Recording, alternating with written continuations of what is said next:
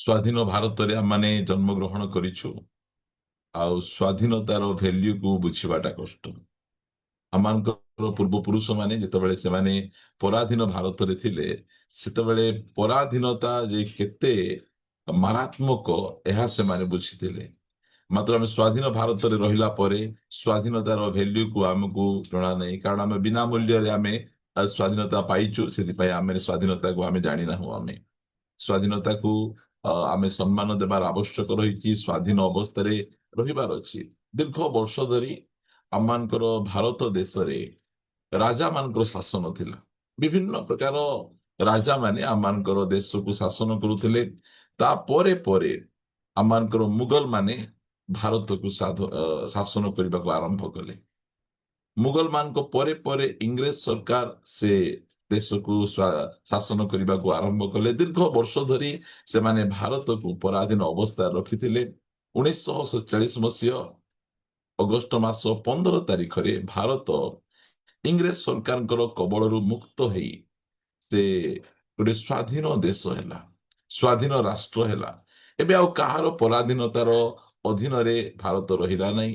ଆଉ 1947 ମସିହାରେ ଭାରତ ସ୍ୱାଧୀନ ହେଲା ପରେ 1950 ମସିହାରେ ଭାରତର ସମ୍ବିଧାନ ଲାଗୁ ହେଲା।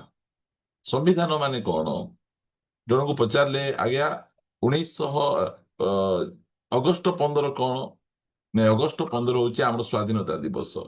ହେଲେ ଜାନୁଆରୀ 26 କଣ? ସେ ଗଣତନ୍ତ୍ର ଦିବସ ମାନେ କଣ? ସେ କହିଲେ ନାହିଁ 1947 ଅଗଷ୍ଟ 15ରେ ଭାରତ ସ୍ୱାଧୀନ ହେଇଥିଲା ଆଉ ଗଣତନ୍ତ୍ର ଦିବସରେ ସମ୍ପୂର୍ଣ୍ଣ ସ୍ୱାଧୀନ ହେଇଗଲା ବୋଲି ସେ କହୁଛନ୍ତି। ପାଠ ପଢିଛନ୍ତି, ଏତେ ସବୁ ପାଠ ପଢିଛନ୍ତି, ମାତ୍ର ସେ ଜାଣିନାହାନ୍ତି ଯେ ଆମେ ଗଣତନ୍ତ୍ର ଦିବସ ଆମେ କାହିଁକି ପାଳନ ଆମେ କରୁ। ଗଣତନ୍ତ୍ର ମାନେ କଣ? ଭାରତ ସ୍ୱାଧୀନ ହେଲା ପରେ ଆମମାନେ କି ପ୍ରକାର ଭାବରେ ଦେଶକୁ ଆମେ ଚଲେଇବା, ଦେଶରେ ଯୋଉ ନୀତି ନିୟମ ଗୁଡିକ ରହିବ ତାହାକୁ ସମ୍ବିଧାନ କୁହାଯାଏ। ଆମେ ବହୁତ ଖୁସି ଓ ଆନନ୍ଦ ହେବା କଥା ଯେ ଡକ୍ଟର ଭୀମରାଓ ଅମ୍ବେଦକର ଗୋଟେ ଜ୍ଞାନୀ ବ୍ୟକ୍ତି, ସେ ସମ୍ବିଧାନ ଲେଖିଛନ୍ତି। ସେ ଦଳିତ ସମାଜରୁ ଆସିଲେ ଆଉ ସମ୍ବିଧାନକୁ ସେ ଲେଖିଲେ। ଯଦି ଉଚ୍ଚ ବର୍ଗର ଲୋକ ଯଦି ସମ୍ବିଧାନ ଲେଖିଥାନ୍ତି ତାହେଲେ ସମ୍ବିଧାନ ଏବେ କଣ ନଥାନ୍ତା? ଆଜି ଯୋଉ ଆମମାନଙ୍କର ଭଉଣୀ ମାନଙ୍କୁ ଯୋଉ ଅଧିକାର ଅଛି, ସେ ଅଧିକାର ସେମାନଙ୍କ ପାଖରେ ନଥାନ୍ତା। ଆମର ସମ୍ବିଧାନ ଆଜି ମା ଭଉଣୀ ମାନଙ୍କୁ ରାସ୍ତାକୁ ଆସିବା, ସ୍ୱାଧୀନ ଭାବରେ ଆଗକୁ ବଢିବା, ପାଠ ପଢିବା, ଏସବୁର ସୁବିଧା ଆମମାନଙ୍କ ସମ୍ବିଧାନ ଆମମାନଙ୍କୁ ପ୍ରଦାନ କରିଅଛି। ବହୁତ ପ୍ରକାର ବିଷୟ ଗୁଡିକ ଆମମାନଙ୍କ ସମ୍ବିଧାନରେ ରହିଅଛି। ଜଣେ ପଚାରିଲେ ଯେ ସମ୍ବିଧାନରେ ଏ ଯୋଉ କୋଟା ସିଷ୍ଟମ, ଆରକ୍ଷଣ ସିଷ୍ଟମ କାହିଁକି ରହିଛି? ଆରକ୍ଷଣ କଣ? ସେ କହିଲେ ଯୋଉ ଜାତି ପ୍ରଥା ଯୋଉ ରହିଛି, ଏ ଜାତି ପ୍ରଥା ହଉଛି ରୋଗ, ଆଉ ଏଇ ପ୍ରକାର ଆରକ୍ଷଣ ସିଷ୍ଟମ ହଉଛି ଔଷଧ। ଯେବେ ଜାତି ପ୍ରଥା ଉଠିଯିବ ସେତେବେଳେ ଏ ଆରକ୍ଷଣ ମଧ୍ୟ ରହିବାର କୌଣସି ପ୍ରକାର ଆବଶ୍ୟକ ନାହିଁ। ପ୍ରିୟମାନେ, ମୁଁ ଆଜି ଆପଣମାନଙ୍କୁ କହିବା ପାଇଁ ଚାହେଁ ଯେ ସ୍ୱାଧୀନତାରୁ ପରାଧୀନତା, ଏବେ ଆମର ଦେଶ ସ୍ୱାଧୀନ ଅବସ୍ଥାରୁ ଧୀରେ ଧୀରେ ଧୀରେ ଧୀରେ ପରାଧୀନ ଅବସ୍ଥାକୁ ଗତି କରୁଛି। ଜଣେ ଆମମାନଙ୍କ ପାର୍ଲାମେଣ୍ଟରେ ନିର୍ବାଚିତ ହେଇଥିବା ସାଂସଦ କଣ କହିଲେ? ଭାରତ 2014ରେ ସ୍ୱାଧୀନତା ଲାଭ କଲା। ଦେଖନ୍ତୁ, ଗୋଟେ ସାଂସଦର କଥା ଏଇଟା। ଆଉ ଆମକୁ ପୁଣି ଏ ଯୋଉ ସ୍ୱାଧୀନତା 1947 ମସିହାରେ ମିଳିଲା, ଏଇଟା ଆମକୁ ଭିକ ଭାବରେ ମିଳିଥିଲା, ଭିକ ଭାବରେ ଆମକୁ ଦିଆଯାଇଥିଲା। ଆଉ ଆମେ ପ୍ରକୃତ ସ୍ୱାଧୀନ କେବେ ହେଲୁ? ଆମେ 2014 ମସିହାରେ ଆମେ ପ୍ରକୃତରେ ସ୍ୱାଧୀନ ହେଲୁ। ସେଇ ଯୋଉ ସାଂସଦ କହିଥିଲେ, ଆଜି ସେ ଆସି କହୁଛନ୍ତି ଆମମାନଙ୍କର ସ୍ୱାଧୀନତା ଦିବସର 80ତମ ସ୍ୱାଧୀନତା ଦିବସର ଶୁଭେଚ୍ଛା ଆମେ ତୁମକୁ ଦଉଛୁ। ଆରେ କୋଉ ଗଣିତ ତୁମେ ପଢିଲ? ତୁମେ ତ 2014 ବୋଲି କହିଲ, ହେଲେ ତୁମେ ଏବେ କେତେ ବର୍ଷ ହେଲା? ପ୍ରିୟମାନେ, ଲୋକ ମନ ଇଚ୍ଛା କଥା ଗୁଡିକ ସେମାନେ କହନ୍ତି, ଯୋଉଟା ସେମାନଙ୍କର ପାଟିକୁ ଆସିଲା କହିଯାଉଅଛନ୍ତି। ସ୍ୱାଧୀନ ହେବା ପାଇଁ ଭାରତର ବୀର ପୁରୁଷ ମାନେ କି ପ୍ରକାର ଭାବରେ ଜଳାଞ୍ଜଳି ଦେଇଛନ୍ତି। ହସି ହସି ସେମାନେ ମୃତ୍ୟୁଦଣ୍ଡ ଭୋଗିଛନ୍ତି। ଆଉ ସେମାନେ ଭାରତକୁ ସ୍ୱାଧୀନ କରିଛନ୍ତି। ମାତ୍ର ଆଜିର ବିଡମ୍ବନ କଣ, ଆମର ସ୍ୱାଧୀନତା ସଂଗ୍ରାମୀ ମାନଙ୍କୁ ଗାଳି କରାଯାଉଛି, ସେମାନଙ୍କର ଅପପ୍ରଚାର କରାଯାଉଛି, ସେମାନଙ୍କର ବିରୁଦ୍ଧରେ ଅନେକ ପ୍ରକାର ମନ୍ଦତା ଗୁଡିକ କୁହାଯାଉଛି। ଯେଉଁ ବ୍ୟକ୍ତି ବିଦେଶରେ ଯାଇକିନା ପାଠ ପଢିକିନା ଆସିଲେ, ଆମମାନଙ୍କର ମାନ୍ୟବର ରାଷ୍ଟ୍ରପିତା, ଯାହାକୁ କି ଏବେ ରାଷ୍ଟ୍ରପିତା ବୋଲି କହୁନାହାନ୍ତି, ସେ ବିଦେଶରେ ଯାଇକିନା ପାଠ ପଢିକିନା ଆସିଲେ, ସେ ଓକିଲ ପାଠ ପଢିଲେ। ମାତ୍ର ଯେତେବେଳେ ସେ ଏଠିକୁ ଆସିଲେ, ଓକିଲାତି ଭାବରେ କିଛି ପଇସା ପତ୍ର କମେଇ ନାହାନ୍ତି। ସେତେବେଳେ ଦେଖିଲେ ଦେଶ ପରାଧୀନ ଅବସ୍ଥାରେ ଅଛି, ସେଇ ସମୟରେ ସେମାନେ ସେ ଓକିଲାତି ବିଷୟକୁ ଛାଡି ଦେଶକୁ କି ପ୍ରକାର ସ୍ୱାଧୀନ କରାଯିବ ସେ ପଛେ ଲାଗି ପଡିଲେ। ଦିନେ ସେ ଯାଇଥିଲେ, ଗୋଟେ ପରିବାରକୁ ଯାଇଥିଲେ, ଆମମାନଙ୍କର ମହାତ୍ମା ଗାନ୍ଧୀ ଆଜ୍ଞା ଯୋଉ ଗୋଟେ ପରିବାରକୁ ଯାଇଥିଲେ। ଆଉ ପରିବାରକୁ ଗଲେ, ବସିଲେ, କଥାବାର୍ତ୍ତା ହେଲେ। ଆଉ କଥାବାର୍ତ୍ତା ହେଇକିନା ଯେତେବେଳେ ସେ ତାଙ୍କ ସ୍ୱାମୀ ତାଙ୍କର ପୁଅ ସହିତ କଥାବାର୍ତ୍ତା ହଉଛନ୍ତି, ସେଇ ସମୟରେ ତାଙ୍କର ବୋହୂ ଚା ଧରିକିନା ଆସିଲେ, ଚା ପିଇଲେ। ତା ପଛେ ଆଉ ଟିକେ ସମୟ ଗଲା ପରେ ତାଙ୍କର ମା କିଛି ବିସ୍କେଟ ଧରିକିନା ଆସିଲେ। ଜଣେ ଗଲେ ଜଣେ ଆସୁଛନ୍ତି, ଜଣେ ଗଲେ ଜଣେ ଆସୁଛନ୍ତି। ସେ କହିଲେ, ତୁମ ମାକୁ ଆଉ ତୁମ ସ୍ତ୍ରୀକୁ ସାଙ୍ଗରେ ଡାକ। ସେ କଣ କହିଲେ, ମୋ ମା ଆଉ ମୋ ସ୍ତ୍ରୀ ସାଙ୍ଗରେ ଆସିପାରିବେ ନାହିଁ। କଣ ପାଇଁ ଆସିପାରିବେନି? କଣ ଅସୁବିଧା? ଗଣ୍ଡଗୋଳ ଲାଗିଛନ୍ତି କି? ନାଇଁ ନାଇଁ ନାଇଁ, ଗଣ୍ଡଗୋଳ ଲାଗିନାହାନ୍ତି। ଗୋଟେ ଏକା ଶାଢୀ ଅଛି, ଗୋଟେ ଏକା ଶାଢୀ ଅଛି। ସେ ଯେତେବେଳେ କିଚେନ ରୁମକୁ ଯାଏ, ମୋ ମା ଶାଢୀ ପିନ୍ଧିକିନା ଆସିଲା ବେଳେ ମୋର ସ୍ତ୍ରୀ ସେଇ ସ୍ଥାନରେ ସେଇ ଅବସ୍ଥାରେ ଥାଏ। ଆଉ ସେ ଗଲା ପରେ ସେ ଶାଢୀ ମୋ ସ୍ତ୍ରୀ ପିନ୍ଧିକିନା ଆସିଲା ବେଳେ ମୋ ମା ବିନା ଶାଢୀରେ ଥାଏ। ସେଇଦିନ ସେ ଡିସାଇଡ କଲେ ଯେ ମୁଁ ଆଉ ଉପରେ ଆଉ ପୋଷାକ ପିନ୍ଧିବି ନାହିଁ, ମୁଁ ଅଣ୍ଟାରେ ହିଁ ପୋଷାକ, ଅଣ୍ଟା ତଳକୁ ହିଁ ପୋଷାକ ପିନ୍ଧିବି। ଆଜି ଆମର ରାଜନେତା ମାନେ ଲକ୍ଷ ଲକ୍ଷ ଟଙ୍କାର ସୁଟ ପିନ୍ଧୁଛନ୍ତି। ଗୋଟେ ଗୋଟେ ଚଷମାର ମୂଲ୍ୟ ଲକ୍ଷ ଲକ୍ଷ ଟଙ୍କା। ଯୋଉ ଯୋଉ ଜେଟ୍ ପ୍ଲେନ ଗୁଡିକରେ ବୁଲୁଛନ୍ତି, ତାର ମୂଲ୍ୟ ମଧ୍ୟ କୋଟି କୋଟି ଟଙ୍କା। ଦେଖନ୍ତୁ, ଆମର ଦେଶ ଏବେ ସ୍ୱାଧୀନତାରୁ ଧୀରେ ଧୀରେ ଧୀରେ ପରାଧୀନ ଆଡକୁ ଯାଉଅଛି। ଦିନେ ଲାଲ ବାହାଦୁର ଶାସ୍ତ୍ରୀ ସେ ପ୍ରଧାନମନ୍ତ୍ରୀ ଥିଲେ। ଆଉ ଯୋଉ ସମୟରେ ପ୍ରଧାନମନ୍ତ୍ରୀ ଥିଲେ, ସେ ଘରକୁ ଆସିଛନ୍ତି, ସେଇ ସମୟରେ ତାଙ୍କର ପୁଅ ସେ ପ୍ରଧାନମନ୍ତ୍ରୀଙ୍କର ଗାଡି ଧରିକିନା ନିଜର ପୁଅ ମାନଙ୍କ ସହିତ ବୁଲିବାକୁ ପଳେଇଲେ। ସେତେବେଳେ ସେ ତାଙ୍କ ପୁଅ ଆଇବାରୁ ଗାଳି କଲେ, ଏଇଟା ତ ବାପାର ଗାଡି ନାହିଁ ରେ ବାବୁ, ଏଇଟା ପ୍ରଧାନମନ୍ତ୍ରୀଙ୍କର ଗାଡି। ଏଇଟା ତୁ କଣ ଚଲେଇକି ଯାଉଛୁ? ତୁ ସେ ଦେଶକୁ ଚିଠି ଲେଖି, ମୋର ପୁଅ ଭୁଲରେ ଏସବୁ କରିବାକୁ, ମୋର ପୁଅ ଭୁଲରେ କାରଟା, ମୋର ଗାଡିଟା ନେଇଯାଇଛି, ଦୟାକରି ମତେ କ୍ଷମା କରିବେ। ଆଉ ସେ ଯେତିକି ପେଟ୍ରୋଲ ସାରିଥିଲେ, ସେ ପେଟ୍ରୋଲ ପଇସା ମଧ୍ୟ ଦେଇଦେଲେ। ଆଜିର ଅବସ୍ଥା କଣ? ଆଜି ଆମେ କୋଉ ପ୍ରକାର ଅବସ୍ଥାରେ ଆମେ ରହିଅଛୁ? ଦେଶର ଟଙ୍କା ଖାଇକିନା ଲୋକମାନେ ଏସୋ ଆରାମରେ ରହୁଛନ୍ତି। ଯେତେବେଳେ ଲାଲ ବାହାଦୁର ଶାସ୍ତ୍ରୀ ଯେତେବେଳେ ସେ ରେଳ ମନ୍ତ୍ରୀ ଥିଲେ, ରେଳ ଦୁର୍ଘଟଣା ହେଲା ପରେ ସେ ନିଜେ ଇସ୍ତଫା ଦେଇଦେଲେ। ମୁଁ ଠିକ ଭାବରେ ରେଳକୁ ଚଲେଇ ପାରୁନାହିଁ ବୋଲି ସେଥିପାଇଁ ସେ ଇସ୍ତଫା ଦେଇଦେଲେ। ସେଇ ପ୍ରକାର ବିଷୟ ଆମମାନଙ୍କର ମନ୍ତ୍ରୀ ମାନେ ଥିଲେ। ସେଇ ପ୍ରକାର ମନ୍ତ୍ରୀ ମାନଙ୍କର ଦାୟିତ୍ୱରେ ଆମର ଦେଶ ଆଗକୁ ବଢୁଥିଲା। ଯେତେବେଳେ ଇଂରେଜ ସରକାର ଦେଶକୁ ଛାଡିକିନା ଯାଇଥିଲେ, ଦେଶର କେତେ ଟଙ୍କା ଥିଲା? ପ୍ରିୟମାନେ, ଆଜି ଯୋଉମାନେ କି ଇତିହାସକୁ ଗାଳି କରୁଛନ୍ତି, ସେମାନେ କଣ ଜାଣିବେ? ଯେତେବେଳେ ଆମମାନଙ୍କର ଭାରତର ପ୍ରଥମ ପ୍ରଧାନମନ୍ତ୍ରୀ ଆମମାନଙ୍କର ନେହେରୁ ଆଜ୍ଞା, ସେ ତାଙ୍କର ସମ୍ପତ୍ତି ଦେଶକୁ ଦାନ କରିଦେଇଥିଲେ ଯେତେବେଳେ କି ଦେଶରେ ଦରିଦ୍ର ଅବସ୍ଥା ଆସିଲା। ପ୍ରିୟମାନେ, ଦେଶ ସେମିତି ଚାଲେ ନାହିଁ।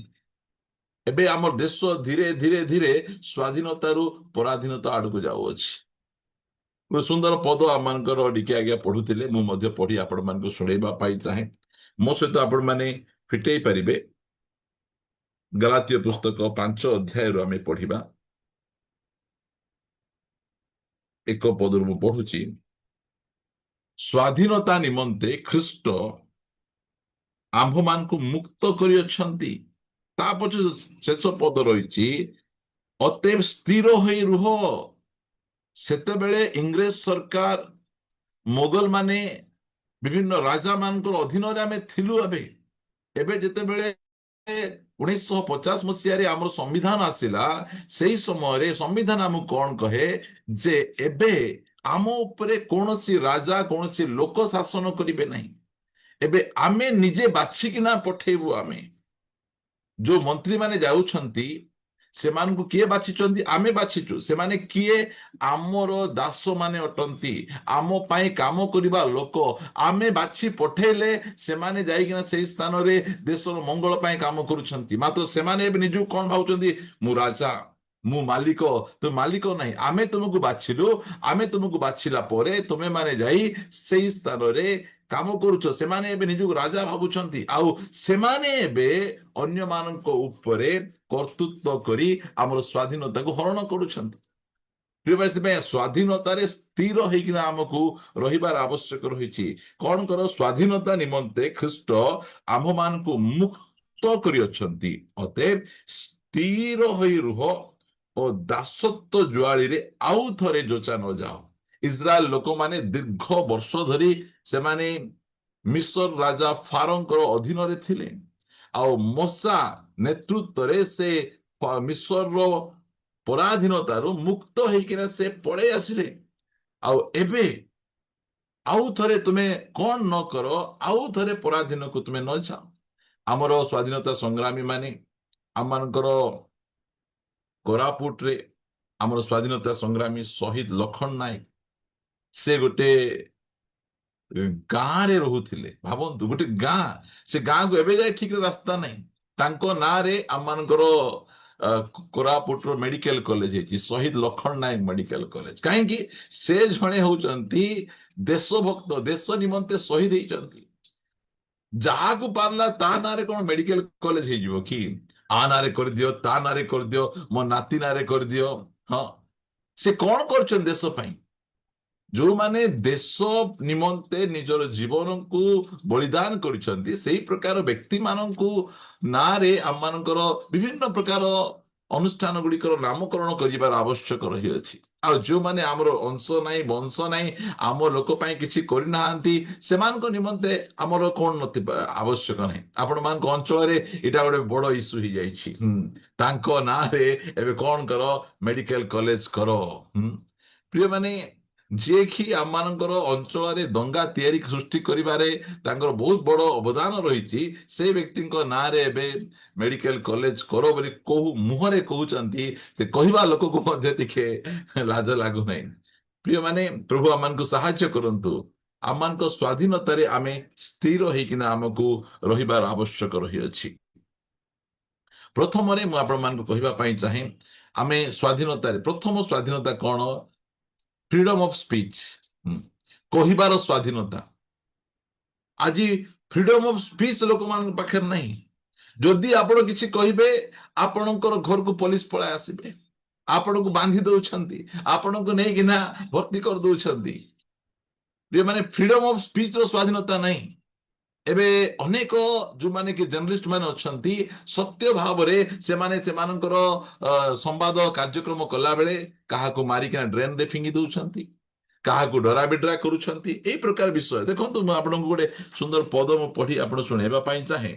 ମୋ ସହିତ ଆପଣ ମାନେ ଫିଟେଇବେ ମାଥ୍ୟୁ ଲିଖିତ ସୁସମାଚାର 14 ଅଧ୍ୟାୟ। ମାଥ୍ୟୁ ଲିଖିତ ସୁସମାଚାର 14 ଅଧ୍ୟାୟ ଆମେ ପଢିବା 3 ପଦରୁ।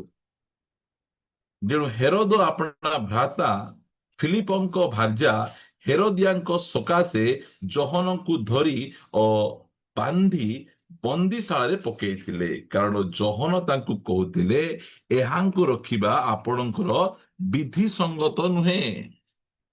ଦେଖନ୍ତୁ, ଜହନ କଣ ବୋଲି କହୁଥିଲେ? ଯେ ତୁମେ ତୁମର ଭାଇଙ୍କର ସ୍ତ୍ରୀକୁ କେମିତି ରଖିଛ, ତୁମ ଭାଉଜକୁ ତୁମେ କେମିତି ରଖିଛ, ଏଇଟା କଣ ଠିକ କି? ଏଇଟା କଣ ବିଧି ସଙ୍ଗତ କି? ଏଇଟା କଣ ନିୟମ କି? ଭାଇ ଭାଉଜ ମା ସମାନ ଅଟନ୍ତି, ତୁମେ ତାଙ୍କୁ ତୁମ ସ୍ତ୍ରୀ ଭାବରେ ତୁମେ ରଖିଛ, ଏଇଟା କରିବା କଥା କି? ଏଇ କଥା ଜହନ କହିଲେ। ଜହନ କୌଣସି ପ୍ରକାର ଭୁଲ କଥା କହିନାହାନ୍ତି। ଜହନ କଣ କହିଲେ? ନ୍ୟାୟ ବିଚାର କଥା କହିଲେ। ତୁମେ ଏଇ ସବୁ କାମ ଯୋଉ କରୁଛ, ଏଇ କାମ ତୁମେ ଠିକ କରୁଛ କି? ତୁମେ ମୋର ପର୍ସନାଲ ଜୀବନରେ କହିବା ଲୋକ କିଏ? ହଁ, ମୋର ପର୍ସନାଲ ଲାଇଫରେ କମେଣ୍ଟ କରିବା ଲୋକ କିଏ? ପ୍ରିୟମାନେ, ଯୋଉମାନେ ଦେଶର ଧାର୍ମିକ ବ୍ୟକ୍ତି ମାନେ, ସେମାନେ କହିବାଟା କହିବେ, ସେମାନେ କଟାକ୍ଷ କରିବାଟା କରିବେ।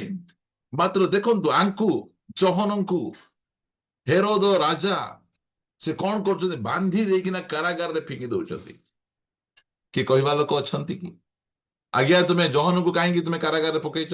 ସେ କୋଉ ଭୁଲ କାମ କଲେ? ତୁମେ ତ ତୁମ ନିଜର ଭାଇର ସ୍ତ୍ରୀକୁ ତୁମେ ଆଣିଛ। କହିବା ଲୋକ କିଏ ଅଛନ୍ତି? ଯିଏ କହିଲେ ତାକୁ କାରାଗାରରେ ପକାହବ, ଯିଏ କହିଲେ ତାକୁ ବନ୍ଧାଯିବ। ଆଜି ଫ୍ରିଡମ ଅଫ ସ୍ପିଚ ଆମମାନଙ୍କ ମଧ୍ୟରେ ନାହିଁ। ଜଣେ ଝିଅ କଣ ବୋଲି କହିଦେଲା, ସେ ଝିଅକୁ ଯାଇ ଗାଳି କରି କାନ ଧରି ବସା ଉଠା କରି ସୋରି ମଗେଇଛନ୍ତି। ଆମର ଷ୍ଟୁଡେଣ୍ଟ ମାନେ ଯେତେବେଳେ ପାଟି ଫିଟେଇଲେ, ସେମାନଙ୍କୁ ଲାଠି ମାଡ ହେଲା। ଦେଖନ୍ତୁ, ଯୋଉମାନେ ନିଜର ଅଧିକାର ପାଇଁ ଲଢିବେ, ସେମାନଙ୍କୁ କଣ ହେବ? ଲାଠି ମାଡ ହେବ। ଆଉ ଯିଏ କାଉଡି ଧରିକିନା ଯିବ, କଣ ହେବ? ତା ଉପରେ ଫୁଲ ବର୍ଷା କରାଯିବ। ଯୋଉ ପୋଲିସ ମାନେ ଆମର ପ୍ରୋଟେକ୍ଟର ମାନଙ୍କୁ ଲାଠି ମାରିଥିଲେ, ସେଇ ପୋଲିସ ମାନେ ଏବେ ଫୁଲ ବର୍ଷଉଛନ୍ତି। ଦେଖନ୍ତୁ, ଫ୍ରିଡମ ଅଫ ସ୍ପିଚ ନାହିଁ। ନିଜର ଅଧିକାରକୁ ଲଢିଲେ ଲାଠି ଚଳଉଛନ୍ତି। ତା ପଛେ ଉପରେ ସିଜ ଫାୟାର କରାଉଛନ୍ତି, ପ୍ୟାଲେଟ ଗନ୍ ଚଲାଉଛନ୍ତି, AK-47 ମଧ୍ୟ ଚାଲିଲା। କିଏ ଚଲେଇଲେ ସେ ଏବେ ଯାଏ ସେ ଜଣା ପଡୁନାହିଁ। ଉଲ୍ଟା କହୁଛନ୍ତି ତୁମମାନଙ୍କୁ ବିଦେଶରୁ ଫଣ୍ଡିଂ କରାଯାଇଛି, ତୁମମାନେ ଆତଙ୍କବାଦୀ ଗୁଡିକ ଅଛ। ବିଭିନ୍ନ ପ୍ରକାର ଭାଷା ଗୁଡିକ ବ୍ୟବହାର କରାଯାଉଛି। ପ୍ରିୟମାନେ, ଫ୍ରିଡମ ଅଫ ସ୍ପିଚ ଏବେ ଧୀରେ ଧୀରେ ଧୀରେ ଲୋକ ଆଉ କିଛି କହିପାରୁନାହାନ୍ତି। ଆମେ ପରାଧୀନ ଅବସ୍ଥାକୁ ଆମେ ଧୀରେ ଧୀରେ ଯାଉଛୁ। ଯିଏ କି ସରକାରଙ୍କର ଗୁଣ ଗାଇବ, ତାକୁ ଲଡୁ ମିଳିବ, ଜିଲାପି ମିଳିବ, ବିରିୟାନୀ ମିଳିବ। ଆଉ ଯଦି ଯିଏ ସରକାରଙ୍କ ବିରୁଦ୍ଧରେ କଥା କହିଲା, ତାକୁ ପେଲେଟ ଗନ୍ ମିଳିବ, ଲାଠି ମାଡ ମିଳିବ, ହଁ, ତାକୁ AK-47 ମିଳିବ, ତାକୁ କୁଟା ହେବ। ଏ ପ୍ରକାର ଚାଲିଛି। ଆମେ କୁଆଡେ ଯାଉଛୁ? ମୁଁ କାହିଁକି ଏସବୁ ଯାକ କହୁଛି? କାରଣ ବାଇବଲ ଆମମାନଙ୍କୁ କହେ, ଦେଶ ନିମନ୍ତେ ପ୍ରାର୍ଥନା କର। ଆଜି ଆମେ ଦେଶ ପାଇଁ ଆମେ ପ୍ରାର୍ଥନା ଆମେ କରିବା। ଏ ସବୁ ଗୁଡିକ ଆମେ କାହିଁକି କହୁଛୁ? ଆମେ ଆଗରେ ଇଂରେଜ ସରକାରଙ୍କର ଗୋଲାମରେ ଥିଲୁ। ଆମେ ସେଇ ସମୟରେ ଇଂରେଜ ସରକାର ବିଜନେସ କରିବାର ପ୍ଲାନରେ ଆମମାନଙ୍କ ଭିତରେ ପଶି ଆମକୁ କଣ କଲେ? ଗୋଲାମ କରିଦେଲେ। ଏବେ ଆମକୁ ଧର୍ମ ନାମରେ ଗୋଲାମ କରାଯାଉଛି। ଧର୍ମ ନାଁରେ ଆମକୁ ଗୋଲାମ କରାଯାଉଛି। ଦିନକୁ ଦିନ ଅନ୍ଧଭକ୍ତ ମାନଙ୍କର ସଂଖ୍ୟା ଗୁଡିକ ବଢିବାରେ ଲାଗିଛି। ଲୋକମାନେ ଅନ୍ଧ ଭାବରେ ସେମାନେ ଚାଳିତ ହୋଇକିନା ଯାଉଛନ୍ତି। ଫ୍ରିଡମ ଅଫ ସ୍ପିଚ ର ସ୍ୱାଧୀନତା ଏବେ ଧୀରେ ଧୀରେ ହ୍ରାସ ପାଇଲାଣି। ପ୍ରାର୍ଥନା ଆମେ କରିବା ପ୍ରିୟମାନେ। ଏଇଟା ହଉଛି ଗଣତନ୍ତ୍ର। ଗଣତନ୍ତ୍ରରେ ଆମେ ସରକାରକୁ ପ୍ରଶ୍ନ ପଚାରି ପାରିବୁ। ଆମର ସମ୍ବିଧାନ ଆମକୁ ଅଧିକାର ଦିଏ ଯେ ଯୋଉ ସରକାରକୁ ଆମେ ନିର୍ବାଚିତ କରି ଆମେ ପଠେଇଛୁ, ସେ ସରକାରଙ୍କ ବିରୁଦ୍ଧରେ ଆମେ ଆମର ପାଟି ଫିଟେଇ ପାରିବୁ, ଆମେ ଷ୍ଟ୍ରାଇକ କରିପାରିବୁ, ଆମେ ପ୍ରୋଟେକ୍ଟ କରିପାରିବୁ। ଏଇଟା ଆମର ସମ୍ବିଧାନ ଆମକୁ ଅଧିକାର ଦେଉଅଛି। ଆମର ଫ୍ରିଡମ ଅଫ ସ୍ପିଚ ରହିଛି। ଆମକୁ ଯୋଉଟା କଷ୍ଟ ଲାଗିଲା ଆମେ ସେଇଟା ଆମେ କହିବାର ଅଧିକାର ଅଛି। ମାତ୍ର ଏବେ ଧୀରେ ଧୀରେ ସେଇ ଅଧିକାର ମଧ୍ୟ ଆମଠାରୁ ଛଡେଇକି ନିଆଯାଉଛି। ଫ୍ରିଡମ ଅଫ ସ୍ପିଚ ର ସୁବିଧା ଆମମାନଙ୍କ ଠାରୁ ହଟେଇ ଦିଆଯାଉଛି। ଆମର ଦେଶ କଥା ଛାଡନ୍ତୁ, ବହୁ ଦେଶରେ ତୁମେ ସରକାର ବିରୁଦ୍ଧରେ କିଛି କହିପାରିବ ନାହିଁ। କୌଣସି କଥା ତୁମେ କହିପାରିବ ନାହିଁ। ଯଦି କହିବ, ତାହେଲେ ତୁମକୁ ସାଙ୍ଗେ ସାଙ୍ଗେ ଆରେଷ୍ଟ କରାଯିବ, କାରାଗାରରେ ଫିଙ୍ଗାଯିବ। କୁଆଡେ? ଏବେ ଡେମୋକ୍ରାସି ନାହିଁ। ଏବେ ଡିକ୍ଟେଟରସିପ ଚାଲିଛି। ଏକଛତ୍ରବାଦ ଭାବରେ କରିକିନା ଚାଲୁଅଛନ୍ତି। ପ୍ରିୟମାନେ, ଆମେ ପ୍ରଭୁଙ୍କୁ ଜାଣିଛୁ, ଆଉ ଆମମାନଙ୍କ ବାଇବଲ ଆମମାନଙ୍କୁ ଶିକ୍ଷା ଦିଏ ଯେ ଆମମାନେ ଦେଶ ନିମନ୍ତେ ଆମେ ପ୍ରାର୍ଥନା ଆମେ କରିବାର ଅଛି। ଏ ପଦ ମୁଁ ପଢେଇବା ପାଇଁ ଚାହେଁ ଆପଣମାନଙ୍କୁ। ତିମୋଥୀ ପୁସ୍ତକରୁ ଆମେ ସବୁବେଳେ ଆମେ ପଢୁ, ଏବେ ବି ଆପଣମାନଙ୍କୁ ପଢେଇବି।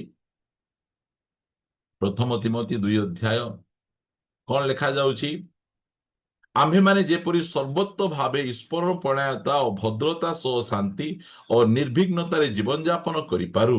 ଦେଖନ୍ତୁ, ଆମେ ଭଲ ଭାବରେ ଜୀବନ ଯାପନ କରିପାରିବୁ ସେଥି ନିମନ୍ତେ କଣ ଆମମାନଙ୍କୁ ପରମେଶ୍ୱର ଏଇ ପ୍ରକାର ବାଇବଲ ଦେଇଛନ୍ତି।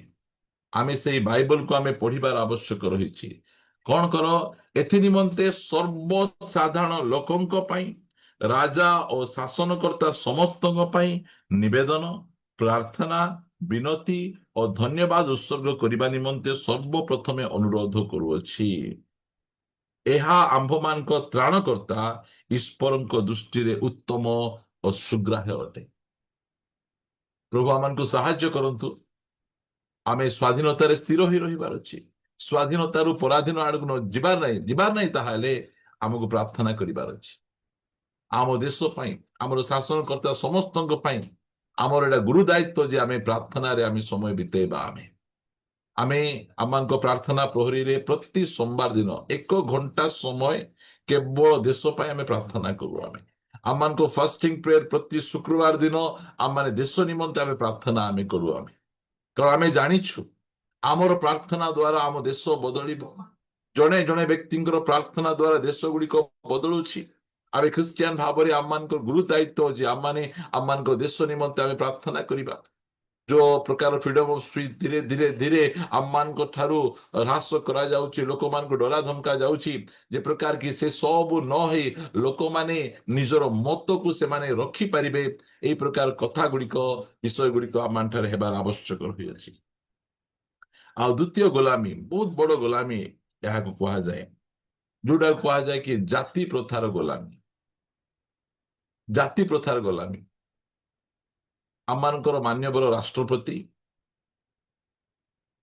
ସେ ଭାରତର ପ୍ରଥମ ନାଗରିକ ଅଟନ୍ତି, ମାତ୍ର ସେ ମନ୍ଦିର ଭିତରେ ପ୍ରବେଶ କରିପାରିବେ। ଦେଖନ୍ତୁ ବୋଲେ ଏବେ ଯାଏ ଏ ମାନସିକ ଗୁଲାମୀ ରହିଛି। ଭାରତର ପ୍ରଥମ ନାଗରିକ ସେ ଅଟନ୍ତି, ଆଉ ସେ ଭାରତର ରାଷ୍ଟ୍ରପତି ଅଛନ୍ତି, ଏତେ ଉଚ୍ଚ ପଦରେ ଅଛନ୍ତି, ମାତ୍ର ସେ ମନ୍ଦିର ଭିତରକୁ ପ୍ରବେଶ କରିପାରୁନାହାନ୍ତି। ଆମେ କୋଉ ପ୍ରକାର ଗୋଲାମୀରେ ଆମେ ଅଛୁ? ଆମେ ତ ଇଂରେଜ ସରକାରଙ୍କ ଗୋଲାମୀରୁ ବାହାରିକିନା ଆସିଲୁ, ମାତ୍ର ଜାତି ପ୍ରଥା କିଛି ମୁଷ୍ଟିମୟ ଲୋକ ଯୋଉ ନିୟମ କରିଛନ୍ତି, ସେ ନିୟମ ଅନୁସାରେ ସେ ଜାତି ପ୍ରଥାର ଗୋଲାମୀ ମଧ୍ୟରେ ଆମେ ରହିଅଛୁ। ଆପଣ ଶୁଣିଛନ୍ତି କି ନାଇଁ, ଅଳ୍ପ ଦିନ ତଳେ ଗୋଟିଏ ରାଜନେତା ଗୋଟିଏ ଛୋଟ ଜାତିର ଲୋକ ଉପରେ ପରିସ୍ରା କରୁଥିଲା। କି ପ୍ରକାର ବିଡ଼ମ୍ବନା ଆମର ଦେଖନ୍ତୁ ପ୍ରିୟ ମାନେ। ଗୋଟେ ଥର ଜଣେ ଛୋଟ ଜାତିର ଲୋକ ସେ ଯାଇକିନା ସେଇ ସ୍ଥାନରେ ସେ ଭାଗବତ ପଢିବାକୁ ଯାଇଥିଲେ, ତାକୁ ଲଣ୍ଡା କରାଯାଉଛି, ଆଉ ସେଇ ଘରର ଯେ କି ସେ ମା ପରିସ୍ରା କରି ତାଙ୍କ ପରିସ୍ରାରେ ତା ଉପରେ ଛିଞ୍ଚୁଛନ୍ତି। ଆମେ କୋଉ ପ୍ରକାର ଗୋଲାମୀ ମଧ୍ୟରେ ଆମେ ଅଛୁ? ଭାରତ ସ୍ୱାଧୀନ ହେଇ ଦୀର୍ଘ ବର୍ଷ ହେଇଗଲାଣି, ମାତ୍ର ଏବେ ଆମମାନଙ୍କର ଜାତି ପ୍ରଥାର ଗୋଲାମୀ ଏବେ ଯାଇ ଯାଇନାହିଁ।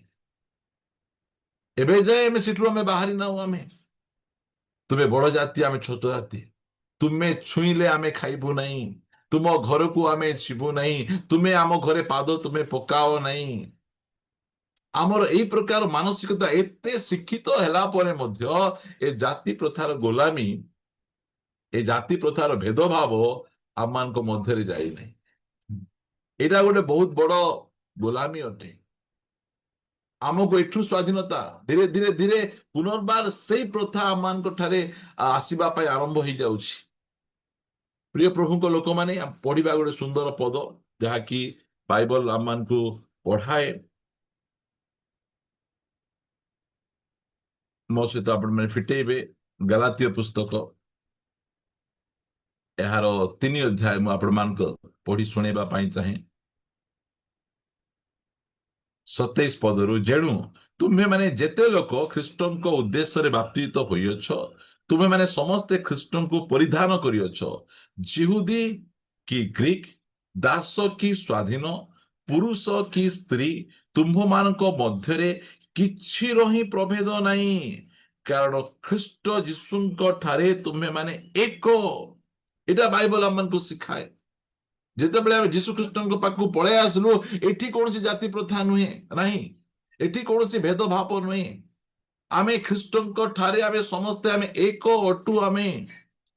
ପ୍ରିୟ ମାନେ ଏଇ ଯୋଉ ଜାତି ପ୍ରଥାର ଭେଦଭାବରୁ ସ୍ୱାଧୀନତା ଆମର ପ୍ରଭୁ ଯୀଶୁ ଖ୍ରୀଷ୍ଟ ହିଁ ଆମକୁ ଦେଇପାରିବେ। ଆଉ ଅନ୍ୟ କାହା ପାଖରେ ଏଇ ଭେଦଭାବରୁ ସ୍ୱାଧୀନତା ନାହିଁ। ଜଣେ ଲୋକ ଯେତେବେଳେ ମନ ପରିବର୍ତ୍ତନ କରି ଯୀଶୁଙ୍କ ପାଖକୁ ଆସେ, ଆଉ ଯେତେବେଳେ ସେ ନୂତନ ସୃଷ୍ଟି ହେଇଯାଏ, ସେଇ ସମୟରେ ଜାତି ପ୍ରଥାର ଭେଦଭାବ ଆମମାନଙ୍କ ମଧ୍ୟରୁ ଚାଲିଯିବ। ଜାତି ପ୍ରଥାର ଭେଦଭାବ ଯଦି ଆମେ ପଢିବା, ମୋ ସହିତ ଆପଣମାନେ ପଢିବେ ଏଫେସୀୟ ପୁସ୍ତକ, ଏହାର 2 ଅଧ୍ୟାୟ ମୁଁ ପଢୁଛି। ପ୍ରଭୁ ଯୀଶୁ ଖ୍ରୀଷ୍ଟ ସେ କଣ କରିଛନ୍ତି? 14 ପଦ 13 ପଢୁଛି।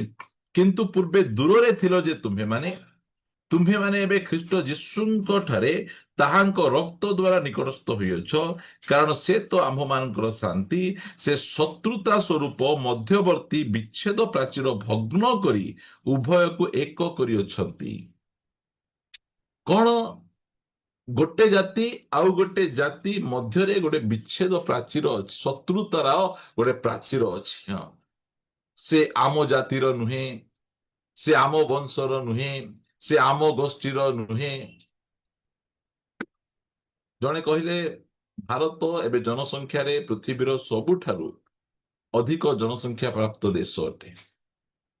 ଆମେ 140 କୋଟିରୁ ଉର୍ଦ୍ଧ୍ୱ ଲୋକ ଅଛୁ। ଜଣେ କହିଲେ ଆମେ 140 କୋଟି ଅଛୁ। ତୁମେ କୋଉଠି 140 କୋଟି ଅଛ?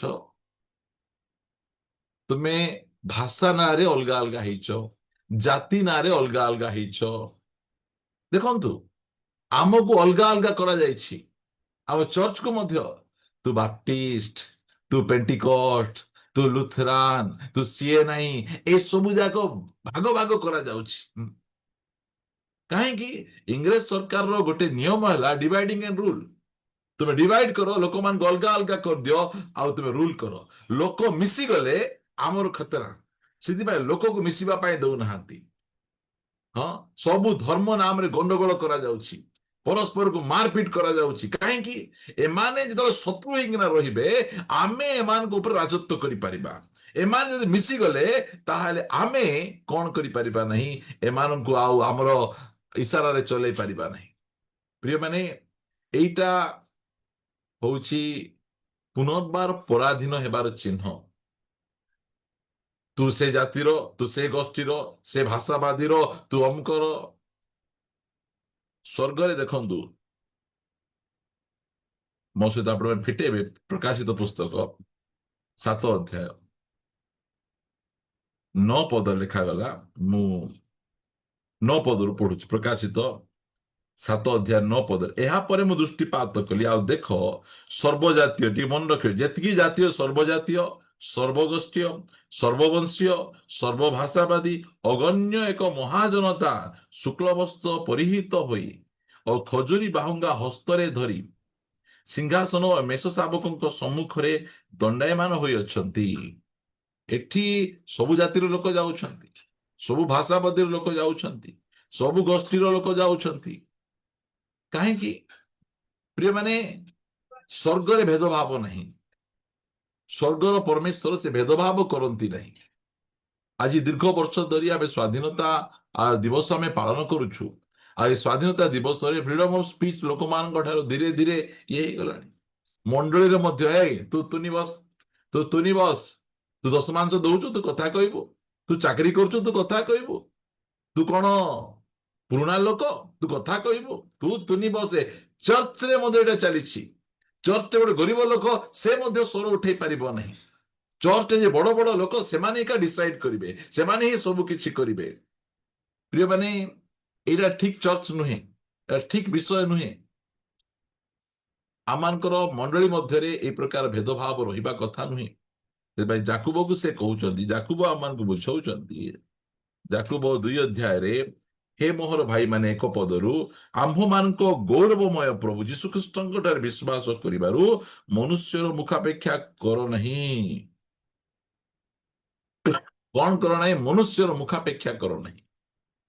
କାରଣ ଯଦି ସୁବର୍ଣ୍ଣ ମୁଦ୍ରିକା ଓ ଚାକଚକ୍ୟ ବସ୍ତ୍ର ପରିଧାନ କରି କୌଣସି ଲୋକ ତୁମମାନଙ୍କ ସଭାକୁ ଆସେ, ପୁଣି ଜଣେ ଦରିଦ୍ର ଲୋକ ମଳିନ ବସ୍ତ୍ର ପରିଧାନ କରି ଆସେ, ଆଉ ତୁମେ ମାନେ ଚାକଚକ୍ୟ ବସ୍ତ୍ର ପରିଧାନ କରିଥିବା ଲୋକକୁ ମର୍ଯ୍ୟାଦା କରି କୁହ, ଏଠାରେ ଉତ୍ତମ ସ୍ଥାନରେ ବସନ୍ତୁ ଆଉ ଦରିଦ୍ର ଲୋକଙ୍କୁ କୁହ ସେଠାରେ ଠିଆ ହୁଅ, କିମ୍ବା ମୋହର ଗୋଡ଼ ତଳେ ବସ। ତାହେଲେ ତୁମେମାନେ କଣ ଆପଣା ଆପଣା ମଧ୍ୟରେ ଭେଦଭାବ କରି ବିପରୀତ ବ୍ୟବହାର ଓ ମନ୍ଦ ଭାବରେ ବିଚାର କରୁନାହ? ପ୍ରିୟମାନେ,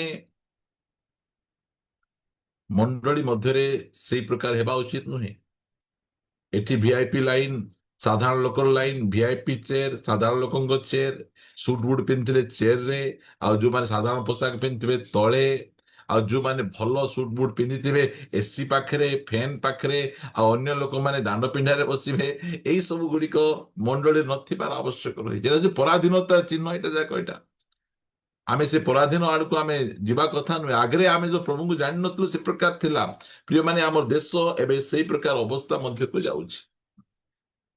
ଆମର ଦେଶ ଯେତେ ସ୍ମାର୍ଟଫୋନ ବ୍ୟବହାର କଲେ ମଧ୍ୟ ଲୋକମାନେ ସ୍ମାର୍ଟ ହେବାର ଆବଶ୍ୟକ ରହିଛି। ଖାଲି ଫୋନ ସ୍ମାର୍ଟ ହେଲେ ହେବ ନାହିଁ। ପ୍ରଭୁ ଆମମାନଙ୍କୁ ସାହାଯ୍ୟ କରନ୍ତୁ। ଆମମାନଙ୍କର ଅବସ୍ଥା କି ପ୍ରକାର ଅବସ୍ଥା, ଆହୁରି ମୁଁ ଆପଣଙ୍କୁ କହୁଛି ଆହୁରି କେମିତି ପରାଧୀନରେ ଯାଉଛି। ମୁଁ ଆପଣମାନଙ୍କୁ ଗୋଟେ ସୁନ୍ଦର ପଦ ପଢେଇବା ପାଇଁ ଚାହେଁ। ଆମମାନଙ୍କ ସମୟ ସରିଲାଣି, ହେଲେ ବି ଗୋଟେ ପଦ ପଢେଇ ମୁଁ ଆପଣମାନଙ୍କୁ ଉତ୍ସାହିତ କରିବା ପାଇଁ ଚାହେଁ। ମୋ ସହିତ ଆପଣମାନେ ହିତୋପଦେଶ ଏହାର 22 ଅଧ୍ୟାୟ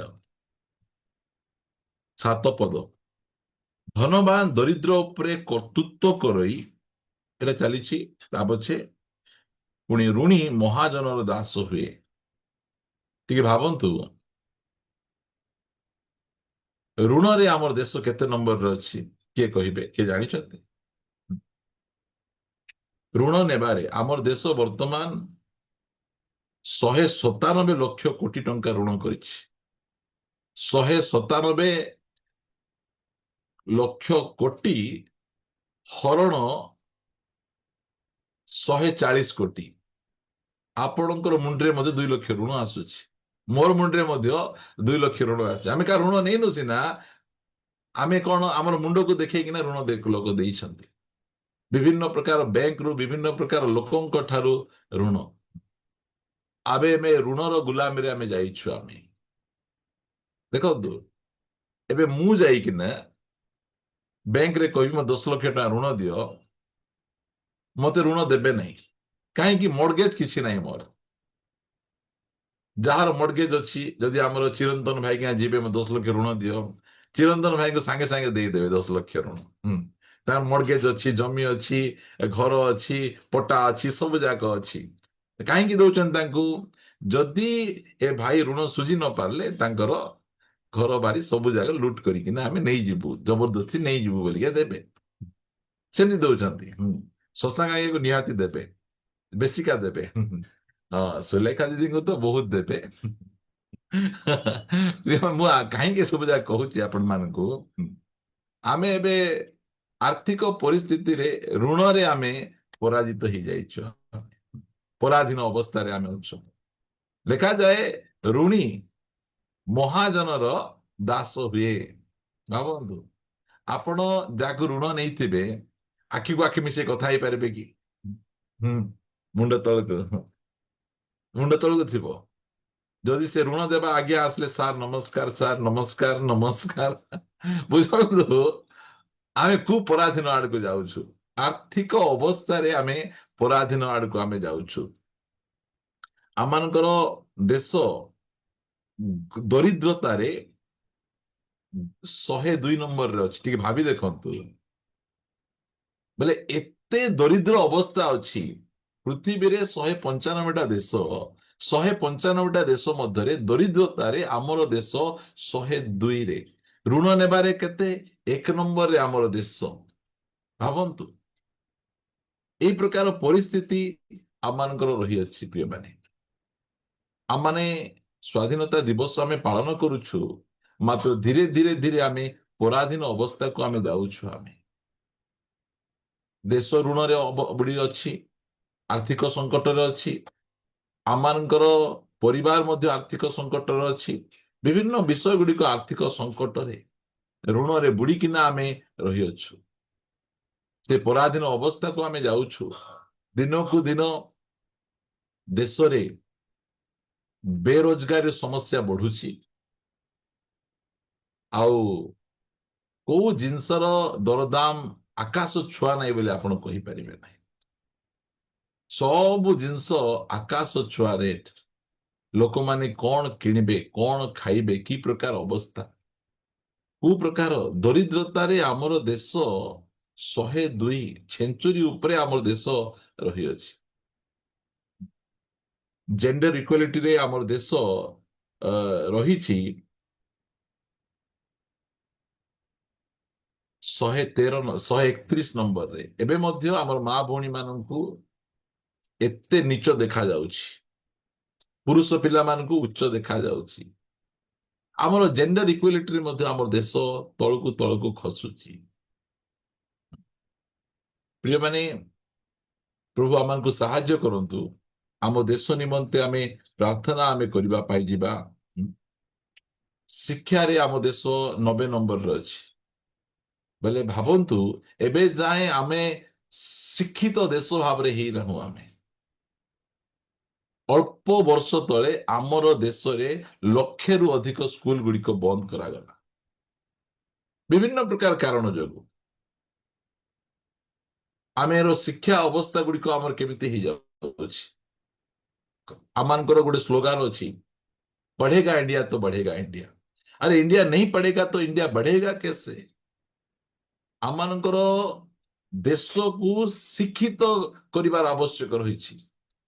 ପିଲାମାନଙ୍କର ଗୋଟେ ପେନସିଲରେ ଜିଏସଟି ଲାଗିଛି, ଗୋଟେ ରବରରେ ଜିଏସଟି ଲାଗିଛି, ଖାତା କିଣିଲେ ଜିଏସଟି। ପଢିବେ କେମିତି? କୋଉ ଅବସ୍ଥା ମଧ୍ୟରେ ଆମେ ଯାଉଛୁ? ଆମେ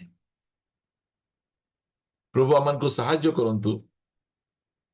ଆମେ ଧୀରେ ଧୀରେ ସ୍ୱାଧୀନତାରୁ ପରାଧୀନ ଆଡକୁ ଯାଉଛୁ। ତେବେ ଆମର ଦାୟିତ୍ୱ, ଗୁରୁ ଦାୟିତ୍ୱ, ଆମ ଖ୍ରୀଷ୍ଟିଆନ ମାନଙ୍କର ପ୍ରାର୍ଥନା ଆମେ କରିବା, ପ୍ରଭୁଙ୍କ ନିକଟରେ ପ୍ରାର୍ଥନା କରିବା। ବାଇବଲ ଆମମାନଙ୍କୁ କହେ, ଆମ୍ଭ ନାମରେ ଖ୍ୟାତ ଆମ୍ଭ ଲୋକ ଯେତେବେଳେ ଆପଣଙ୍କୁ ନମ୍ର କରି ଆପଣା କୁପଥରୁ ଫେରି ପ୍ରାର୍ଥନା କରିବେ, ଆମେ ତାଙ୍କର ପ୍ରାର୍ଥନା ଶୁଣିବା ଆଉ ତାଙ୍କ ଦେଶକୁ ସୁସ୍ଥ କରିବା। ପ୍ରଭୁଙ୍କର ଗୌରବ ହଉ। ପ୍ରିୟମାନେ, ତାଙ୍କ ନାମରେ ଖ୍ୟାତ କିଏ? ଖ୍ରୀଷ୍ଟିଆନ ମାନେ ପ୍ରଭୁଙ୍କ ନାମରେ ଖ୍ୟାତ। ଏଇଟା ଆମମାନଙ୍କର ଗୁରୁ ଦାୟିତ୍ୱ ଯେ ଆମମାନେ ଆମମାନଙ୍କ ଦେଶ ନିମନ୍ତେ ପ୍ରାର୍ଥନା କରିବା। ଆଜିର ଏହି ସ୍ୱାଧୀନତା ଦିବସରେ ସମସ୍ତେ ଖୁସି ଆନନ୍ଦର ସହିତ, ଏହା ଆମର ଗଣପର୍ବ, ଜାତି ଧର୍ମ ବର୍ଣ୍ଣ ନିର୍ବିଶେଷରେ ସବୁ ଭାରତବାସୀ ଏହି ପର୍ବକୁ ଧୁମଧାମରେ ଆମେ ପାଳନ କରୁ, ଆମେ ସେୟାର କରୁ। ଆମ ସରକାର ବି କହନ୍ତି ହର ଘର ତିରଙ୍ଗା, ପ୍ରତ୍ୟେକ ଘର ଉପରେ ଆମମାନଙ୍କର ଜାତୀୟ ପତାକା ହୁ ହୁ ହେଇକିନା ଆରାମସେ ଉଡିବା କଥା। ଭାବନ୍ତୁ, ଆଜି ଯେତେବେଳେ ଆପଣମାନେ ଲାଲକିଲ୍ଲାରେ ଆମମାନଙ୍କର ମାନ୍ୟବର ପ୍ରଧାନମନ୍ତ୍ରୀ ସେ ସ୍ପିଚ ଦଉଥିଲେ, ପକେଟରେ ତାଙ୍କର ପତାକା ଥିଲା, ଉଲ୍ଟା ସେ ରଖିଥିଲେ। ଆମମାନଙ୍କ ଅରେଞ୍ଜ କଲର ଉପରେ ଥିବ, ହ୍ୱାଇଟ ତା ପଛେ ଗ୍ରୀନ, ମାତ୍ର ତାଙ୍କର ବୋଲେ ଭାବନ୍ତୁ, ଆମର ପତାକାକୁ ମଧ୍ୟ ଆମେ କି ପ୍ରକାର ଆମେ ସମ୍ମାନ ଆମେ ଦଉଛୁ। ଆମେ ପ୍ରଭୁ ଆମମାନଙ୍କୁ ସାହାଯ୍ୟ କରନ୍ତୁ। ପ୍ରିୟମାନେ, ଆମର ଦେଶ ଧୀରେ ଧୀରେ ପରାଧୀନ ଆଡକୁ ନ ଯାଉ, ଏଇଟା ଆମମାନଙ୍କର ଦାୟିତ୍ୱ। ଆମମାନେ ଆମମାନଙ୍କ ଦେଶ ନିମନ୍ତେ ଆମେ ପ୍ରାର୍ଥନା ଆମେ କରିବା, ଯେମିତିକି ଆମ ଦେଶ ଆଉ ନଷ୍ଟ ନ ହେବ, ଆଉ ପରାଧୀନ ଅବସ୍ଥାକୁ ନ ଯିବ। ଆମମାନଙ୍କ ଦେଶରେ ଫ୍ରିଡମ ଅଫ ସ୍ପିଚ ଥିବେ। ଆଜି ଦେଖନ୍ତୁ, ଆମମାନଙ୍କର ନାରୀ ସୁରକ୍ଷା, ଆମମାନଙ୍କର ନାରୀ ମାନଙ୍କର, ଝିଅ ମାନଙ୍କର, ଭାବନ୍ତୁ, ଗୋଟେ 3 ବର୍ଷର ଗୋଟେ ଛୋଟ ଝିଅକୁ ତୁମେ ନଷ୍ଟ ଭ୍ରଷ୍ଟ କରିବ କି? ସେ 3 ବର୍ଷର ଝିଅ କଣ ଜାଣିଛି? ତା ସହିତ ମଧ୍ୟ ଲୋକମାନେ ଏତେ ଖରାପ ବ୍ୟବହାର କରୁଛନ୍ତି। ପ୍ରିୟ ପ୍ରଭୁଙ୍କ ଲୋକମାନେ, ଆମେ କୁଆଡେ ଆମେ ଗତି କରୁଛୁ? ଆମେ ଏଇଟା ଆମମାନଙ୍କର ଗୁରୁ ଦାୟିତ୍ୱ ଯେ ଆମମାନେ ଆମମାନଙ୍କ ଦେଶ ନିମନ୍ତେ ଆମେ ପ୍ରାର୍ଥନା ଆମେ କରିବା। ଆମର ଦେଶର ବିକାଶ ନିମନ୍ତେ, ଉନ୍ନତି ନିମନ୍ତେ, ଏକତା ନିମନ୍ତେ, ସମୃଦ୍ଧି ନିମନ୍ତେ ଏହା ଆମମାନଙ୍କର ପ୍ରାର୍ଥନାର ଦାୟିତ୍ୱ। ଆମେ ପ୍ରାର୍ଥନା ଯେତେବେଳେ କରିବା, ଏ ଦେଶ ବିନଷ୍ଟ ହେବା ପାଇଁ ଦେବେ ନାହିଁ। ଏ ପଦ ପଢିବା, ପ୍ରାର୍ଥନା ଆମେ କରିବା ପାଇଁ ଯିବା। ଆମମାନଙ୍କର ଜିହିଜିକାଲ ପୁସ୍ତକରୁ ଆମେ ପଢିଥାଉ ସେ ପଦ 22 ଅଧ୍ୟାୟ। ଏହାର ମୁଁ ପଢୁଛି, ଲେଖା ଯାଉଛି 30 ପଦରୁ, ପୁଣି ଆମ୍ଭେ ଯେପରି ଦେଶ ବିନଷ୍ଟ ନ କରୁ, ଏଥିପାଇଁ ଯେ ପ୍ରାଚୀର ଦୃଢ କରିପାରିବ ଓ ଫାଟ ସ୍ଥାନରେ ଆମ୍ଭ ସମ୍ମୁଖରେ ଠିଆ ହେବ, ଏପରି ଏକ ପୁରୁଷ ଆମେ ଅନ୍ୱେଷଣ କଲୁ, ମାତ୍ର ସୁଦ୍ଧା ପାଇଲୁ ନାହିଁ। ଯେଉଁମାନେ ଆଜି ପରମେଶ୍ୱର ଚାହୁଁନାହାନ୍ତି ଯେ ଦେଶ ବିନଷ୍ଟ ହେଉ, ପ୍ରଭୁ ଚାହୁଁଛନ୍ତି ଦେଶ ସୁରକ୍ଷିତ ରହୁ। ଆମର ଭାରତ ପ୍ରତି ପରମେଶ୍ୱରଙ୍କର ହୃଦୟ ବଡ। ଭାରତରେ ବାଇବଲରେ ଭାରତଙ୍କ ନାଁ ଲେଖା ହେଇଛି, ଭାରତର ନାଁ ଲେଖା ହେଇଛି, 2 ଥର ଲେଖା ଯାଇଛି। ଗୀତା, ଭାଗବତ, ବେଦ, ପୁରାଣ, କୋରାନ, ଗୁରୁ ଗ୍ରନ୍ଥ ସାହିବ ଏସବୁରେ କିଛି ଲେଖା ଯାଇନାହିଁ। ମାତ୍ର ବାଇବଲରେ ଆମ ଦେଶର ନାଁ ଲେଖା ଯାଇଛି। ଆଉ ପ୍ରଭୁ ଯୀଶୁ ଖ୍ରୀଷ୍ଟଙ୍କର ଶିଷ୍ୟ ଥୋମା 52 AD ତାଙ୍କୁ ପ୍ରଭୁ ପଠେଇଲେ, ଆଉ ସେ ବୋଝର ସହିତ ଭାରତରେ ଆସିଲେ ସୁସମାଚାର ଧରି। ପ୍ରିୟମାନେ, ସୁସମାଚାର 52 AD ଆମମାନଙ୍କ ଦେଶକୁ ଆସିଲା। ଆମେରିକା, ଇଂଲଣ୍ଡ ଏସବୁରେ ପରେ ଗଲା, ଆମମାନଙ୍କ ଦେଶକୁ ପ୍ରଥମେ ଆସିଲା। କାରଣ ପ୍ରଭୁ ଆମମାନଙ୍କ ଦେଶକୁ ପ୍ରେମ କରୁଛନ୍ତି। ଆଉ ସେ ଥୋମା କହିଲେ, ଯାଅ କହିବ, ଭାରତର ଲୋକମାନଙ୍କୁ କହିବ, ଯୀଶୁଖ୍ରୀଷ୍ଟ ହିଁ ପଥ, ଯୀଶୁଖ୍ରୀଷ୍ଟ ହିଁ ସତ୍ୟ, ଯୀଶୁଖ୍ରୀଷ୍ଟ ହିଁ ଜୀବନ, ଏହା ଆମମାନଙ୍କ ଲୋକମାନଙ୍କୁ ତୁମେ କୁହ। ପ୍ରିୟଭାଇ, ସେଇଟା ଆସି ସେମାନେ କହିଲେ। ଆଉ ମିଶନେରୀ ମାନଙ୍କର ପ୍ରୟାସରେ ଅନ୍ଧବିଶ୍ୱାସ ଗୁଡିକ ଗଲା। ବାଲ୍ୟ ବିବାହ, ସତୀଦାହ ପ୍ରଥା, ଏଇ ସବୁ ଅନ୍ଧବିଶ୍ୱାସ ଗୁଡିକ ଆମମାନଙ୍କ ଦେଶରୁ ଉଠିଲା। ଆହୁରି ଅନେକ ପ୍ରକାର ଅନ୍ଧବିଶ୍ୱାସରେ ବୁଡି ପରାଜୟ ଅବସ୍ଥାରେ ଏବେ ମଧ୍ୟ ଆମମାନଙ୍କ ଲୋକମାନେ ଅଛନ୍ତି। ଦେଶ ସ୍ୱାଧୀନତାରୁ ପରାଧୀନ ଆଡକୁ ଯାଉଛି। ଏଇଟା ଆମମାନଙ୍କର ଦାୟିତ୍ୱ। ଆମେ ଫାଟ ସ୍ଥାନରେ ଠିଆ ହେବା। ଯୋଉ ସ୍ଥାନରେ ଫାଟି ଯାଇଛି, ଯୋଉ ସ୍ଥାନ ଡ୍ୟାମେଜ ହେଇଯାଇଛି, ଯୋଉ ସ୍ଥାନ ଭୁଷୁଳି ପଡୁଛି, ସେଇ ସ୍ଥାନରେ ଆମେ ଠିଆ ହେଇ ଆମେ ପ୍ରାର୍ଥନା ଆମେ କରିବା। ଆମେ ପ୍ରଭୁ ଆମ ଦେଶକୁ ସୁରକ୍ଷା ଦିଅ, ଦେଶର ଦରିଦ୍ରତା ଦୂର କର, ଦେଶକୁ ତୁମେ ସମ୍ଭାଳ। ଆସନ୍ତୁ ପ୍ରିୟମାନେ, ଆମମାନଙ୍କର ଏହି ଇଣ୍ଡିପେଣ୍ଡେଣ୍ଟ ଡେ ସମୟରେ ପରମେଶ୍ୱର ଆମକୁ ଯୋଉ ଗୁରୁ ଦାୟିତ୍ୱ ଦେଇଛନ୍ତି, ଆମେ ସେଇ ଦାୟିତ୍ୱକୁ ନିଭାଇବା ଓ ଆମମାନଙ୍କର ଦେଶ ସ୍ୱାଧୀନତାରୁ ସ୍ୱାଧୀନତା ଆଡକୁ ଯାଉ, ଉନ୍ନତିର ଉନ୍ନତି ଆଡକୁ ଯାଉ, ସମୃଦ୍ଧିରୁ ସମୃଦ୍ଧି ଆଡକୁ ଯାଉ। ବିଶ୍ୱ ମାନଚିତ୍ରରେ ଆମ ଦେଶ ଯେ ପ୍ରକାର କି ସୋନେ କି ଚିଡିଆ ବୋଲି କହୁଥିଲେ, ସେଇ ସୋନେ କି ଚିଡିଆ ହେଇକିନା ଆମମାନଙ୍କ ଦେଶ ରହିବାର ଆବଶ୍ୟକ ରହିଅଛି। ଆସନ୍ତୁ ଆମେ ପ୍ରାର୍ଥନା କରିବା ପାଇଁ ଯିବା। ପିତା, ତୁମକୁ ଧନ୍ୟବାଦ ଦଉଛୁ। ପିତା, ଧନ୍ୟବାଦ ଦଉଛୁ। ପିତା, ଧନ୍ୟବାଦ ଦଉଛୁ। ମତେ ଭାରତୀୟ ଖ୍ରୀଷ୍ଟିଆନ ଭାବରେ ତୁମେ ପ୍ରଭୁ ଜନ୍ମଗ୍ରହଣ ତୁମେ କରେଇଲ। ପ୍ରଭୁ, ମୁଁ ଧନ୍ୟବାଦ ଦଉଛି, ଭାରତ ପରି ଗୋଟେ ସୁନ୍ଦର ଦେଶରେ ତୁମେ ମତେ ରଖିଲ। ଭାରତର ପ୍ରଭୁ ଅତୀତ ଗୌରବମୟ, ବର୍ତ୍ତମାନ ଗୌରବମୟ, ଭବିଷ୍ୟତ ମଧ୍ୟ ଗୌରବମୟ ହେଉ, ଏହା ଆମେ ପ୍ରାର୍ଥନା କରୁଛୁ, ପ୍ରାର୍ଥନା କରୁଛୁ, ପ୍ରାର୍ଥନା କରୁଛୁ। ପ୍ରଭୁ, ଦେଶରେ ପ୍ରଭୁ ଉପଯୁକ୍ତ ଶାସନକର୍ତ୍ତା ମାନଙ୍କୁ ତୁମେ ଦିଅ, ଉପଯୁକ୍ତ ବ୍ୟକ୍ତି ମାନଙ୍କୁ ଦିଅ, ଯୋଉମାନେ କି ଦେଶକୁ ସମୃଦ୍ଧିର ପଥରେ, ଏକତାର ପଥରେ, ଉନ୍ନତିର ପଥରେ କଢେଇ ନେବେ। ଶିକ୍ଷା ବ୍ୟବସ୍ଥା ଭୁଷୁଳି ପଡିଛି। ପ୍ରଭୁ, ଆମମାନଙ୍କର ଆର୍ଥିକ ପରିସ୍ଥିତି ନଷ୍ଟ ହେଇଯାଇଛି। ସ୍ୱାସ୍ଥ୍ୟ ବ୍ୟବସ୍ଥା କି ପ୍ରକାର ବିପଦଜନକ ବିଷୟ ରହିଛି। ଆମେ ପ୍ରାର୍ଥନା କରୁଛୁ, ପ୍ରାର୍ଥନା କରୁଛୁ, ପ୍ରାର୍ଥନା କରୁଛୁ। ଦୟାକର ପ୍ରଭୁ, ଭେଦଭାବକୁ ଦୂର କର, ଅନ୍ଧବିଶ୍ୱାସକୁ ଦୂର କର ପ୍ରଭୁ। ହାଲେଲୁୟା। ଆମ ଦେଶ ପ୍ରତି ତୁମର ଦୟା ଅଛି ପ୍ରଭୁ, ସେଥିପାଇଁ ଆମ ଦେଶର ନାଁକୁ ପ୍ରଭୁ ବାଇବଲରେ ତୁମେ ଲେଖିଲ। ଆମ ଦେଶକୁ ତୁମର ଦୁଇଟା ଶିଷ୍ୟ ଥୋମା ଆଉ ପ୍ରଭୁ ତୁମେ ନେଥନିଏଲକୁ ତୁମେ ପଠାଇଲ। ଆମେ ତୁମକୁ ଧନ୍ୟବାଦ ଉପରେ ଧନ୍ୟବାଦ, ଧନ୍ୟବାଦ ଉପରେ ଧନ୍ୟବାଦ ଦଉଛୁ ପ୍ରଭୁ। ଆଜି ଏହି ସ୍ୱାଧୀନତା ଦିବସ ଉପଲକ୍ଷେ ଆମମାନଙ୍କର ପ୍ରାର୍ଥନା, ଆମର ଦେଶକୁ ଯୀଶୁଖ୍ରୀଷ୍ଟ ତୁମେ ପ୍ରକୃତ ସ୍ୱାଧୀନତା ତୁମେ ଦିଅ, ପାପରୁ ସ୍ୱାଧୀନତା ଦିଅ, ବିଭିନ୍ନ ପ୍ରକାର ଦଳଭେଦ, ମତଭେଦ, ଜାତି ପ୍ରଥାରୁ, ଅନ୍ଧବିଶ୍ୱାସରୁ, ଶୈତାନର ବନ୍ଧନରୁ, ଶାରୀରିକ ଅଭିଳାଷରୁ ତୁମେ ସ୍ୱାଧୀନତା ତୁମେ ଦିଅ ପ୍ରଭୁ। ହାଲେଲୁୟା। ଧନ୍ୟବାଦ, ଧନ୍ୟବାଦ, ଧନ୍ୟବାଦ। ଆମ ଦେଶର ବେକାରୀ ସମସ୍ୟା, ଆମ ଦେଶର ଦରିଦ୍ରତା ତୁମେ ଯୀଶୁଙ୍କ ନାମରେ ତୁମେ ଦୂର କର ପ୍ରଭୁ। ଆମେ ପ୍ରାର୍ଥନା କରୁଛୁ, ପ୍ରାର୍ଥନା କରୁଛୁ ପ୍ରଭୁ। ଆମ ଦେଶର ଅନେକ ଲୋକ ବାହାରେ ସେମାନେ କାମ କରିବା ପାଇଁ ଯାଉଛନ୍ତି। ଆମ ଦେଶରେ ପ୍ରଭୁ ଏହି ପ୍ରକାର ପ୍ରଭୁ ତୁମେ ଏମ୍ପ୍ଲୟମେଣ୍ଟ ଯୋଗାଡ଼ କର ପ୍ରଭୁ। ବିଦେଶର ଲୋକମାନେ ଆମ ଦେଶକୁ ଆସିବେ କାମ କରିବା ପାଇଁ, କାମ ଖୋଜି ଖୋଜି ଦୟାକରି ତୁମେ ସାହାଯ୍ୟ କର ପ୍ରଭୁ। ଧନ୍ୟବାଦ, ଧନ୍ୟବାଦ। ତୁମେ ଆମମାନଙ୍କୁ ଦୟା ଅନୁଗ୍ରହ କଲ। ଆଜି ପୁନର୍ବାର ପ୍ରଭୁ ଏହି ସ୍ୱାଧୀନତା ଦିବସରେ ତୁମ ବାକ୍ୟ ଦ୍ୱାରା ଆମମାନଙ୍କୁ ଉତ୍ସାହିତ କରିଥିବାରୁ ସକଳ ଗୌରବ ମହିମା ତୁମକୁ ଦେଇ ପ୍ରାର୍ଥନା ପ୍ରିୟ ପ୍ରଭୁ ଯୀଶୁଙ୍କ ନାମରେ ମାଗୁଛୁ। ଆମିନ।